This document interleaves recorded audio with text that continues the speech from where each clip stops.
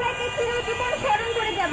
তাকে স্মরণ করে যাওয়ার জন্য, জুলাইয়ের ধারণ করার জন্য আমি একটি কবিতা আবৃত্তি করছি। এই কবিতাকে আমি নিজেই লিখেছি।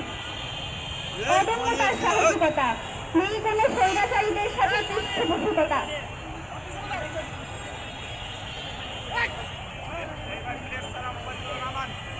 আবার শুরু করছি। কবিতার নাম অদম্যতার সাহসিকতা। অদম্যতার সাহসিকতা, নেই কোনো স্বৈরাচারীদের সাথে পৃষ্ঠপোষকতা। স্পষ্টকারিতা, ইনসাফ ও সততাই তার মূল কথা।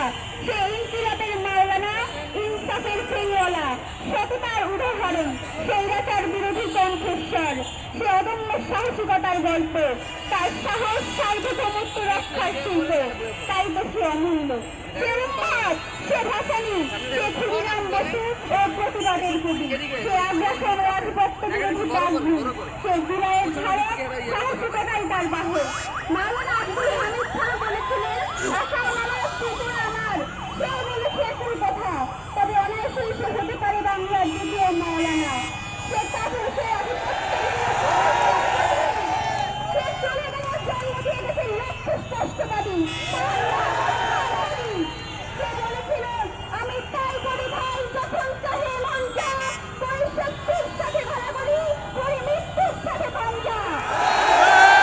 সে বলেছে পাঞ্জা মৃত্যুর সাথে, পিছিয়ে গেছে ফ্যাসিস্টের বিরুদ্ধে দফায় দফায় স্পষ্ট সত্য উত্তর দিতে। সন্ত্রাসী